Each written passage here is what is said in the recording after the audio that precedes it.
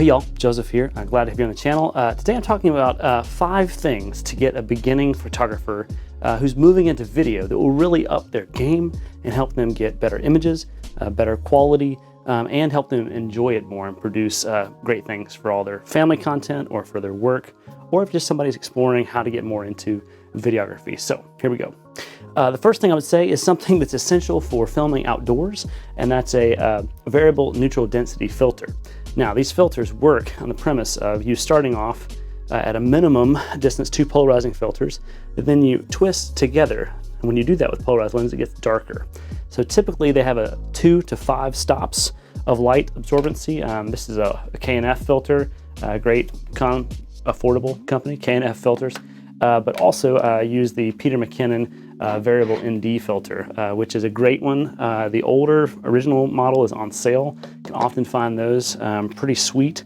They have a really nice set of features, hard case, you don't break things, but also importantly, you know, everybody wants to have that gold rim on their shots. So super helpful, because what it allows you to do is allows you to film outside and keep that shallow depth of field you want in these low aperture lenses, an f1.8 lens, or even when you're filming on DSLR or mirrorless camera and you want to capture that depth of field and not have it be cranked up with super high shutter speed. The rule is you want to have if you're filming at 24 frames a second, you want a 1/50th on your movie or your filming setting for a camera, a DSLR, or even a cinema camera like this one, the 180-degree shutter rule. So even for this, I use variable ND filters for the Blackmagic Pocket Cinema 6K, or just the Canon EOS R or the R6 that's filming this.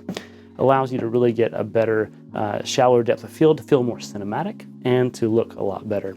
The second thing I would say is important is really good audio. The audio you're hearing here is from the Rode Wireless Go 2, a really great little package that allows you to get high quality audio directly into camera. It doesn't have a separate recording, it does.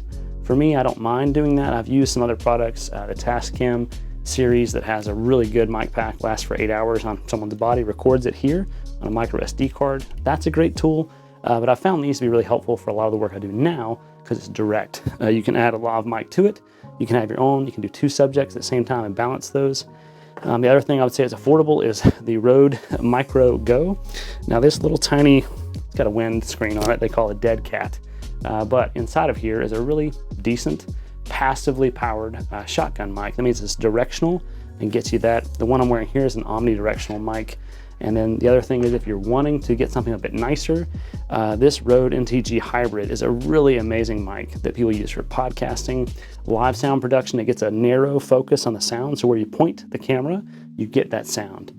For me, who does lots of interviews or direct things, you can boom it overhead, you can talk into it as a podcast mic. It's a really pretty amazing and dynamic microphone for all the uses that it has, as well as lots of features on it that allow it to be good for that. If you're doing that, one other item you're going to want inside of the second category is a decent pair of headphones. There are lots of great sales on headphones right now. It's that Black Friday, Cyber Monday cycle towards Christmas, but also you're going to need some good audio headphones to listen to what the good audio you're capturing is. So that's important. George Lucas said that audio is half of the experience of film. That's why he started the THX whole line of cinema audio, so that his movies, Star Wars, could sound as good as they looked. But it does make a big difference when you have good audio. The next thing I would say is a good tripod. The tripod that's filming this is actually the 190X from Manfrotto. I've had that for over 10 years. I've changed the head on it a couple times, but an amazing tripod. For anybody who's doing vlogging, I would recommend just getting a Joby. GorillaPod 3K is on sale right now, but this is a really good camera to get when you have the camera on this, you can get it out here. But then also if you want to take a shot where you just need something low profile, you set it up, click it, run away, go. They say you can wrap this around trees and things. I don't usually do that, but I will wrap it around a post or something like that if I need to.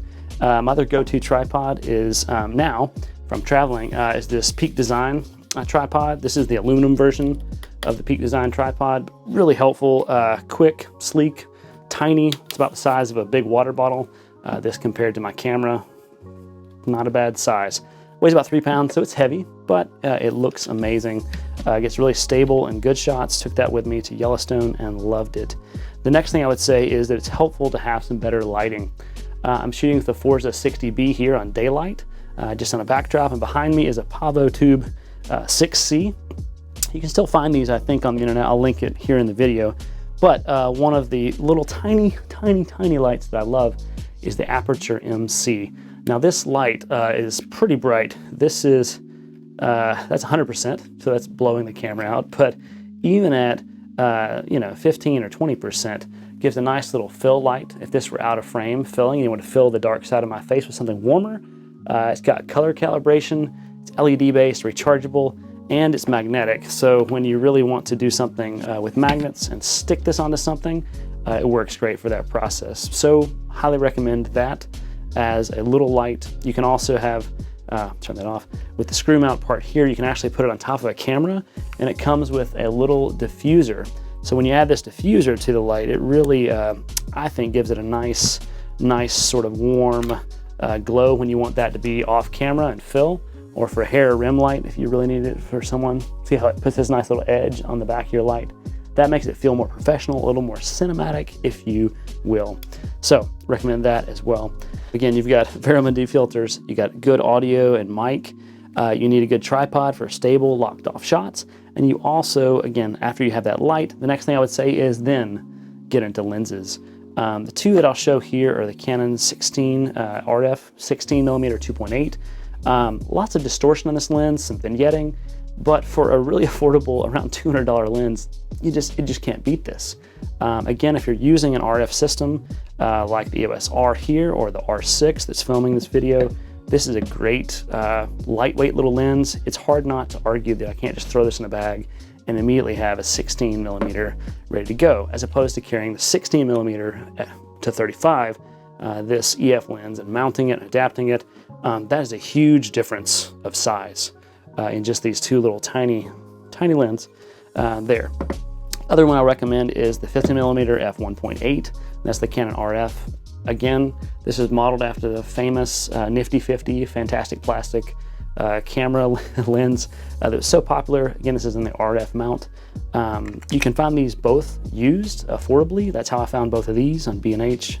You can also find them on Amazon there. But this 50, again, it's lightweight, shoots good, looks good on video, looks good on photo. All of that's helpful. The other bonus thing I'll say there, for a lot of folks who are creating behind the scenes content, is to use the Insta360, the 1X2. This is the one I use. The 1X3 just came out, so there'll be a lot of these on sale, gently used, because most people didn't use them. But 360 cams are helpful because you can mount them on a pole, and then you could actually stick them on top of your camera and get instant sort of B-roll action of how you were taking pictures. I have a lot of videos where I've done photo walks and had this either in a backpack behind me or slightly over, and then when you're taking the pictures or the video, you have instantaneous B-roll of yourself, which for me, for someone who films myself, is difficult to find. So again, these are some of the things on sale. I have no idea what will be on for Black Friday, Cyber Monday, but these are some of the items that I find most helpful for me in my work as someone who creates things. And often when I have somebody ask me, hey, I've got a buddy who does photography and he's looking to get into videography, cinematography, what would they need for this? And two things that I love talking about are gear, but more importantly, the second part is all the things we get to do with that gear, telling stories, helping people connect in meaningful ways with the content we make, but making it for good purposes in ways that transform people's lives. If you find some of the links down below helpful for this video, please use them. It helps get me a little bit of a commission on that allows me to keep making content like this and keep doing this work. But again, thanks for watching the video today, and we'll see you in the next video. Peace.